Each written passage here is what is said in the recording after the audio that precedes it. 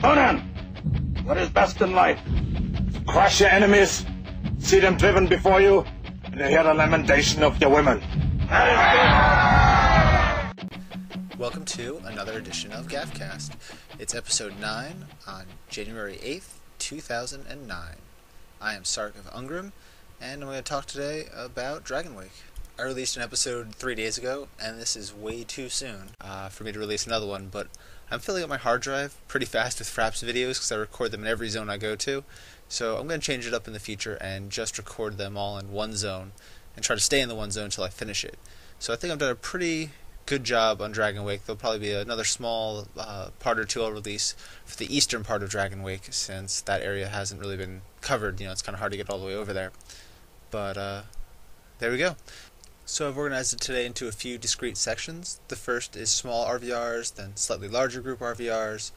Then I show you some of the places that I like to go to get some ganks in Dragon Wake, and I finished it up with one very nice secret that I found in Dragon Wake, and just I guess kind of a common sense good way to get around the zone. And yeah, that's about it. So here we go.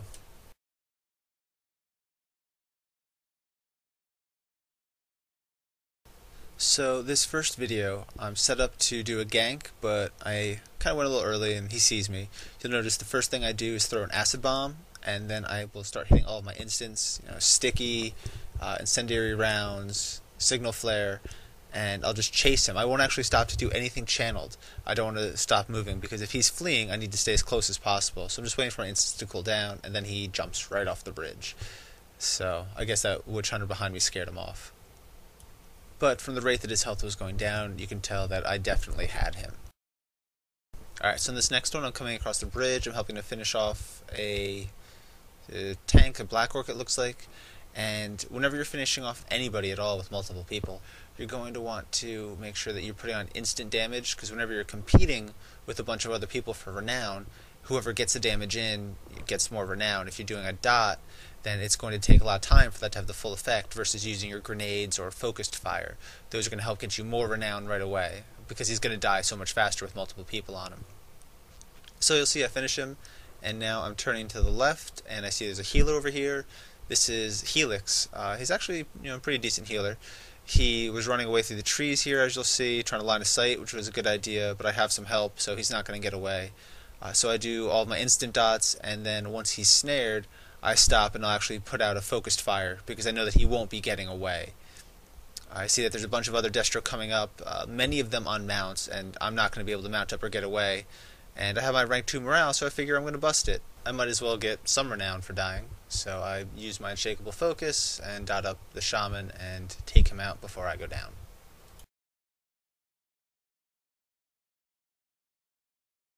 So this next one is actually kind of a fail moment for me. It's versus a Marauder and then a Sork. So you see the Marauder's coming up behind me, I turn around, I'm going to throw down a landmine to give him a stun, and then I'm going to try to knock him off. But here's where I screwed up. So, landmine kaboom, but I should have done concussive grenade. Instead, I did hip shot knockback. So that was the problem there. And after that, he realizes I'm trying to knock him off, and I don't get the chance to knock him off again. Now the Sork has shown up right over there. My second mistake here, not that I had much chance once he realized I was stuck kind of at melee, was I didn't detaunt the Sork. I should have detaunted her as I was running away to live a little bit longer, and maybe I would have gotten something into position. Third mistake is, now that my rank 1 morale was up, I didn't use it immediately. I got stunned and killed.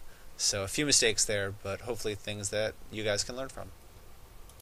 Alright, so I know this next part looks almost exactly the same in terms of the loading, but you'll notice that the map is going to switch to one where the castles are all red, or the keeps rather, and my mouse is circling over an area. That's where this next video occurs.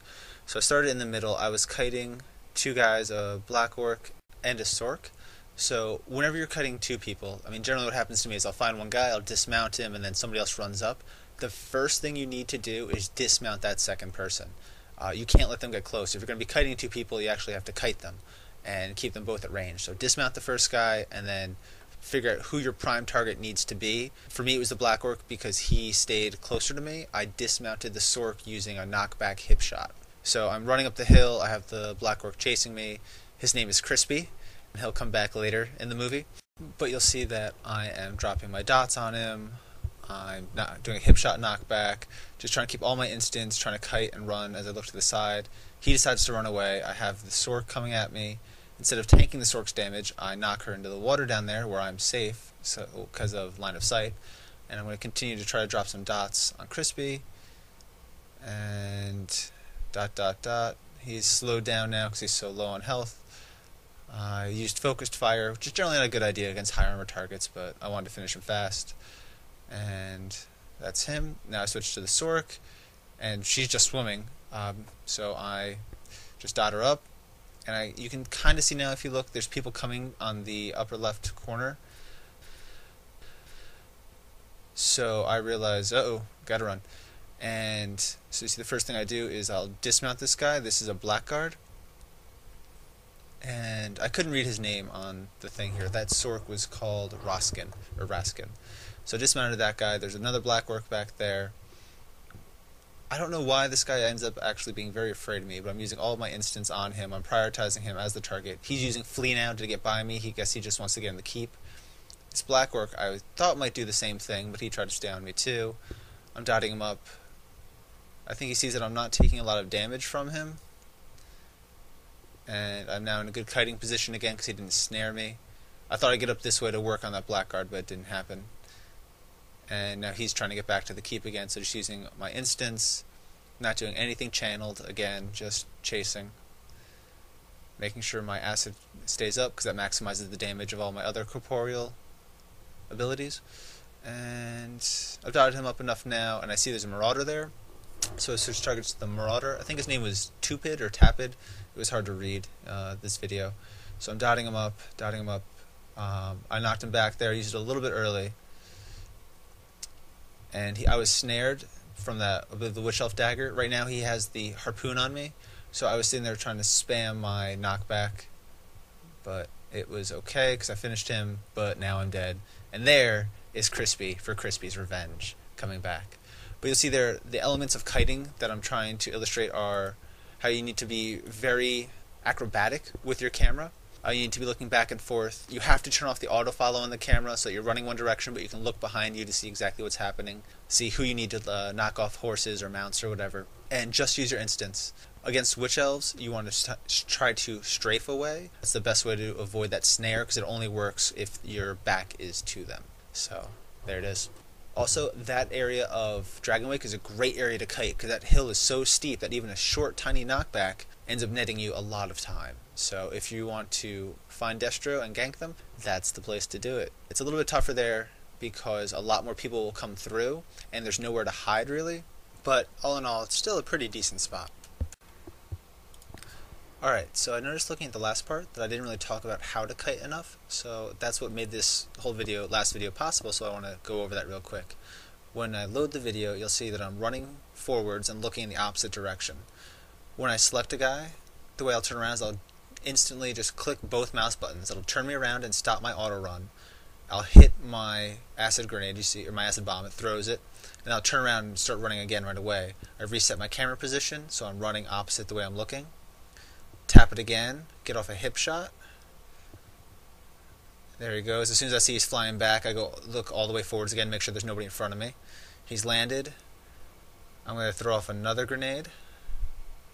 And I think at this point, I'm looking forwards, but when I turn around again, yep, he's starting to run. I see that, and I turn around to come get him. So it's all about rotating your camera and using that trick where you can, as long as you're looking back that way, tapping both mouse buttons will stop your auto run and make you face whatever direction your camera's looking. And that ends, as soon as I knock this guy off the cliff, that'll end this part of the clip. Yep, there we go. Alright, so I break it up to skip ahead to the next part where I've finished off the two guys and I have these two more coming up, the two tanks. So the first thing I do is, of course, I'm running away, looking back, I'll turn around, I'll dismount. The best kind of dismount is acid grenade. If there's one target. If there's two targets, you want to try and dismount with hip shot to knock them back. But I've knocked him back, I'm using this trick where I'm running, turning around. I'll use an ability and it will go off, but sometimes I turn around so fast the animation makes it look like I'm shooting the other way. But I'm actually triggering it when I'm turned around. So I thought playing this half speed will give a slightly better idea of exactly what I'm doing. Turning around. And it's also in this mode too, where you want to have a good idea of when to use barbed wire. So I didn't need to use it here. I should have used it right there once I realized he was trying to get past me. Actually, in fact, I did. If you look at the cooldown timers, my barbed wire, which is the 9th slot, I think, is on cooldown. But here I am getting rooted right after I missed my rank 1 morale, and that will end the kiting part of this, because after this I just chase him down.